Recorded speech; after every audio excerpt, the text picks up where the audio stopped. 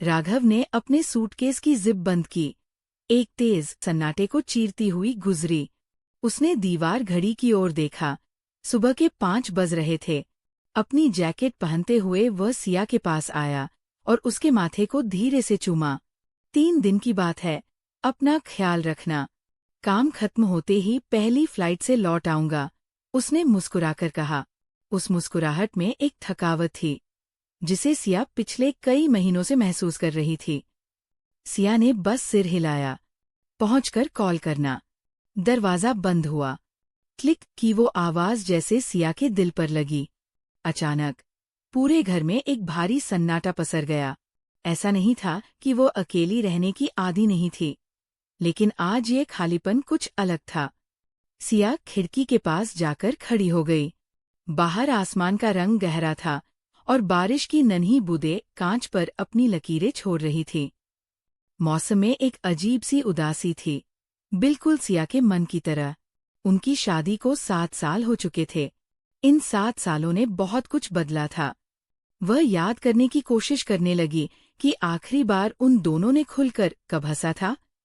प्यार तो अब भी था, पर वो शुरुआती चिंगारी, वो घंटों बातें करना, वो बिना वजह मुस्कुराना, जैसे रोजमर्रा की जिम्मेदारी और ऑफिस की फाइलों के नीचे कहीं दब गई थी। अब उनकी बातें सिर्फ राशन के बिल, बिजली की कटौती या राघव की मीटिंग्स तक सिमट कर रह गई थी। पूरा दिन एक बोझिल सन्नाटे में बीता।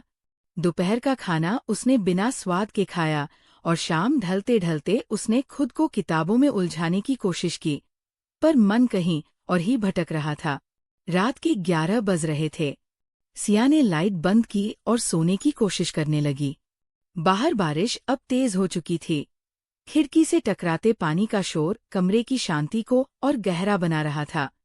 तभी टिंग-टोंग, सिया के शरीर में एक सिहरन दौड़ गई। उसने घड़ी देखी। 11:15। इतनी रात को कौन हो सकता है? राघव तो परसों आने वाला था और उसका फोन भी नहीं आया था। वह धीरे से बिस्तर से उठी। उसके पैरों की आहट भी उसे खुद को डरा रही थी। ड्राइंग रूम का सन्नाटा उस डोरबेल की गूंज से अभी भी कांप रहा था। वह मुख्य दरवाजे के पास पहुंची और पीप होल से बाहर झांका। बाहर अंधेरा था और बारिश की वजह से सब कुछ धुंधला, पर वहां कोई खड़ा था, एक साया, जो जरा भी हिल नहीं रहा था। सिया का दिल जोरों से धड़कने लगा। उसने कांपती आवाज में पूछा, कौन? कौन है वहां? बाहर से कोई जवाब नहीं आया। बस एक बार फिर वही आवाज हुई, टिंग-टोंग। सिया का हाथ कांप रहा था। उसने कुंडी पर उंगलियां टिकाईं, पर दिमाग में हजारों शंकाएं दौड़ रही थी। बाहर से फिर कोई आवाज नहीं आई, बस बारिश का शोर था। एक गहरी सांस लेकर उसने धीरे से दरवाजा खोला। सामने एक साया खड़ा था। सीढ़ियों की पीली लाइट में वो शख्स पूरी तरह भीगा हुआ नजर आ रहा था। उसके बालों से पानी टपक रहा था और उसके कोट से फर्श पर एक छोटा सा तालाब बन रहा था। माफ कीजिए, इतनी रात को आपको परेशान किया। उस आदमी की आवाज धीमी और संजीदा थी। उसमें एक अजीब सी घबराहट थी। मेरी कार नीचे मोड़ पर खराब हो गई है। मेरा फोन भी बंद हो चुका है। क्या मैं थोड़ी देर यहाँ रुक सकता हूँ? बाहर बहुत तेज बारिश है और आसपास कोई गैरेज या होटल भी नहीं दिख रहा। सिया एक पल के लिए ठिठकी। अकेले घर में, आधी रात को एक अजनबी? दिमाग ने कहा नहीं, पर उसकी आंखों में छाई लाचारी देखकर सिया का दिल पसीज गया। आखिर इंसानियत भी तो कोई चीज है। अंदर आ जाइए, सिया ने दरवाजा पूरा खोलते हुए कहा। उसने उसे ड्राइंग रूम में बैठने का इशारा किया। वह सोफे के कोने पर बड़ी शालीनता से बैठ गया, जैसे वह अपनी मौजूदगी से किसी को असहज नहीं करना चाहता था। सिया अंदर गई और एक सूखा तौलिया ले आई। शुक्रिया, उसने तौलिया लेते हुए कहा। मेरा नाम अर्नव है। सिया ने बस एक फीकी मुस्कान दी और किचन की ओर बढ़ गई। थोड़ी देर बाद अदरक वाली चाय की खुशबू पूरे कमरे में फैल गई। जब वो चाय लेकर लौटी तो उसने देखा कि अर्नव दीवार पर लगी एक पेंटिंग को बड़े गौर से देख रहा था। ये पेंटिंग, इसमें अकेलापन भी है और सुकून भी। बहुत गहरी है, अर्नव ने चाय का कप थामते हुए कहा। बातों का सिलसिला शुरू हुआ तो रुकने का नाम ही नहीं लिया। अर्नव पढ़ा लिखा, शांत और बेहद सलीकेदार था। वह एक आर्किटेक्ट था जो काम के सिलसिले में शहर से गुजर रहा था, लेकिन उसकी बातों में सिर्फ पेशा नहीं बल्कि जिंदगी के प्रति एक अलग नजरिया था। सिया को ताज्जुब हुआ कि वह एक ऐसे इंसान से अपने दिल की बातें कह रही थी जिसे वह 1 घंटे पहले जानती तक नहीं थी।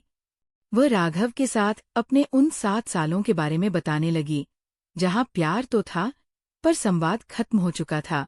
उसे अचानक महसूस हुआ कि वो कई महीनों, शायद सालों बाद किसी से इतनी खुलकर बात कर रही है। अर्नव उसे सुन नहीं रहा था बल्कि उसे महसूस कर रहा था। उसकी बातों में एक अजीब सा अपनापन था, वैसा जैसा बरसों पुराने किसी दोस्त में होता है। पर जैसे ही घड़ी ने रात के 2 बजाए, अर्नव अचानक खामोश हो गया। उसने बाहर खिड़की की ओर देखा जहां बारिश अब थम चुकी थी। ड्राइंग रूम में चाय की खाली प्यालियां मेज पर रखी थीं, पर हवा में बातों का सिलसिला अभी भी ताज़ा था। अर्नव सोफे पर थोड़ा पीछे झुककर बैठा था। उसकी आंखों में एक ऐसी स्थिरता थी जो सामने वाले को सच बोलने पर मजबूर कर दे। उसने बड़े ही सहज अंदाज में पूछा, घर काफी बड़ा है, क्या आप यहाँ अकेली रहती हैं? सिया के हाथ में पकड़ा रुमाल थोड़ा सा भिंच गया। उसने खिड़की के बाहर थमती बारिश को देखा और धीमी आवाज में कहा, नहीं, पति ऑफिस ट्रिप पर गए हैं, परसों लौटेंगे। कमरे में कुछ पलों के लिए एक भारी चुप्पी छा गई। बाहर सिर्फ पेड़ों से टपकती बूंदों की आवाज आ रही थी। सन्नाटा इतना गहरा था कि घड़ी की टिक-टिक भी हथौड़े जैसी लग रही थी। जाने कैसे बातचीत का रुख मौसम और काम से हटकर रिश्तों की ओर मुड़ गया। अर्नव की बातें किसी मरहम जैसी थीं, जो बिना पूछे ही घावों को पहचान लेती थी। सिया ने आज पहली बार अपनी 7 साल की चुप्पी तोड़ी। उसने वो कह दिया जो उसने आज तक राघव से भी नहीं कहा था। पता है अर्नव, कभी कभी लगता है कि हमारे बीच भरोसा तो पूरा है, पर वो जुड़ाव, वो कनेक्शन कहीं कम हो गया है। हम एक ही छत के नीचे रहते हैं, पर शायद एक दूसरे को महसूस करना भूल गए हैं। अर्नव ने अपनी गहरी और भेदी नजरों से सिया की ओर देखा। उसकी नजरों में सहानुभूति कम और एक अजीब सी सच्चाई ज्यादा थी। उसने हौले से कहा, शायद कनेक्शन वापस लाया जा सकता है सिया, अगर दोनों तरफ से चाहत जिंदा हो। कभी कभी हमें बस एक आईने की जरूरत होती है जो हमें याद दिला सके कि हम असल में क्या चाहते हैं। सिया को ये बात सीधे दिल के पार उतर गई। उसे लगा जैसे अर्नव उसकी आत्मा के उस कोने को छू रहा है जिसे उसने सालों से बंद कर रखा था। अभी सिया इस बात की गहराई को समझ ही रही थी कि अचानक, चटाक, पूरे घर की बिजली गुल हो गई। एक झटके में चारों तरफ घना अंधेरा छा गया। बाहर की हल्की रोशनी भी बादलों की ओट में छिप गई थी। कमरे में अब सिर्फ 2 इंसानों की मौजूदगी का एहसास था। सिया का दिल अचानक जोरों से धड़कने लगा। वो अंधेरे में अपनी जगह से हिल नहीं पा रही थी। सन्नाटा इतना गहरा हो गया कि उसे खुद की और शायद अर्नव की भी धड़कनें साफ सुनाई दे रही थी। अंधेरे में अर्नव की आवाज बहुत करीब से आई, अंधेरा कभी कभी सच देखने में मदद करता है ना? सिया के रोंगटे खड़े हो गए। वह डर था या कोई अनजाना खिंचाव, उसे समझ नहीं आ रहा था। कमरे में घना अंधेरा था, सिर्फ बाहर खिड़की से आती बिजली की कौंध कभी कभी दीवारों को सफेद कर जाती। सिया के हाथ कांप रहे थे।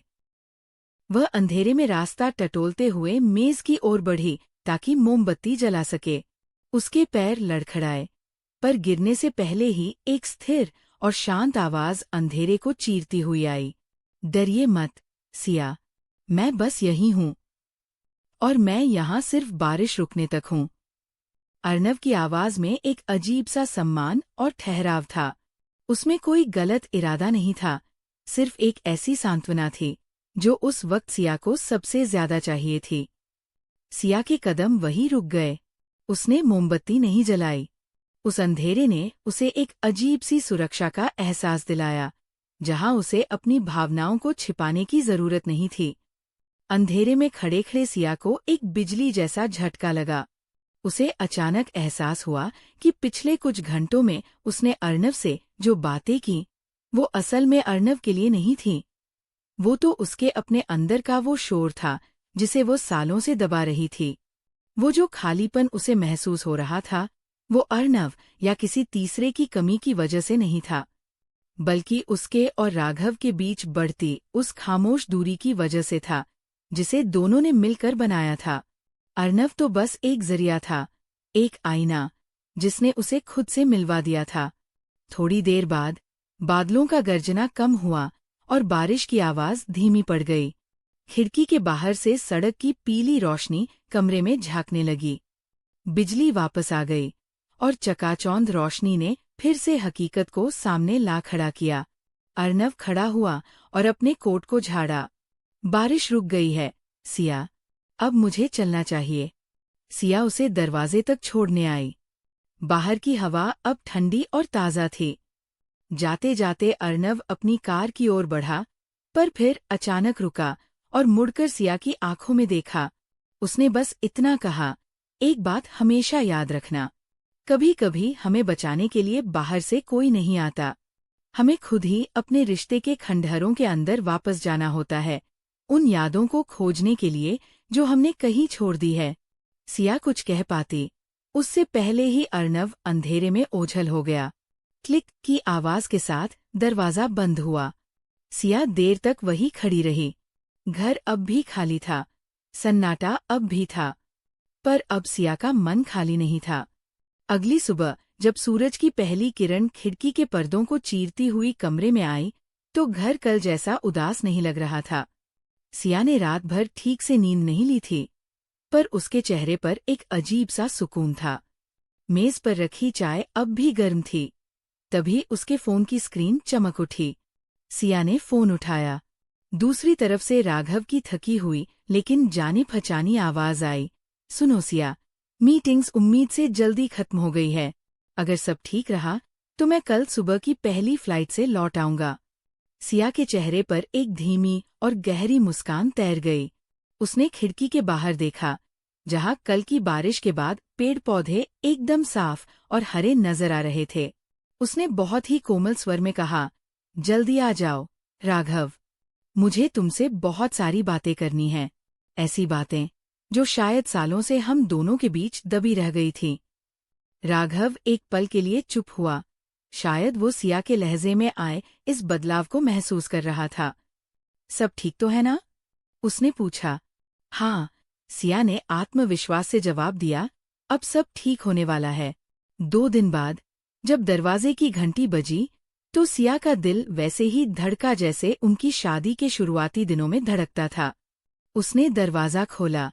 सामने राघव खड़ा था, हाथ में सूटकेस और चेहरे पर वही पुरानी थकावट। लेकिन इस बार सिया ने उसे सिर्फ अंदर आने का रास्ता नहीं दिया। जैसे ही राघव ने कदम अंदर रखा, सिया ने आगे बढ़कर उसे कसकर गले लगा लिया। राघव के लिए ये अचानक था। वो थोड़ा हैरान रह गया। उसके हाथ में पकड़ा सूटकेस फर्श पर धप से गिर गया। सिया ने अपना सिर उसके कंधे पर टिकाया और धीरे से कहा, राघव, हमें अपने रिश्ते को फिर से शुरू करना है। उस मोड़ से, जहां हम एक दूसरे को बस जानते थे, महसूस नहीं करते थे। मुझे तुम्हारा वक्त चाहिए और तुम्हें मेरा। राघव ने धीरे से सिया को खुद से अलग किया और उसकी आंखों में झांका। उसे वहां कोई शिकायत नहीं, बल्कि एक गहरा समर्पण और उम्मीद दिखाई दी। राघव की अपनी आंखों में भी एक चमक उभरी। शायद उसे भी इसी एक पल का इंतजार था, जिसे वह अपनी व्यस्त जिंदगी में भूल चुका था। उसने सिया का हाथ थाम लिया। मुझे लगा सिर्फ मैं ही ऐसा महसूस कर रहा हूं। चलो, फिर से शुरू करते हैं। अर्नव कौन था? क्या वो सच में कोई अजनबी था या सिया के अपने मन का एक साया? ये राज शायद कभी नहीं खुलेगा।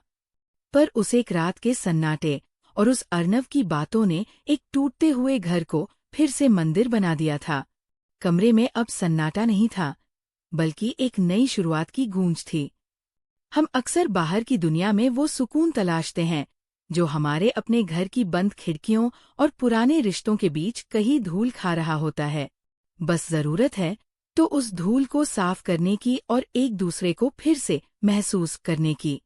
अगर आपको ये कहानी पसंद आई हो तो प्लीज़ मेरे चैनल को लाइक करें, शेयर करें और सब्सक्राइब करना ना भूलें। धन्यवाद।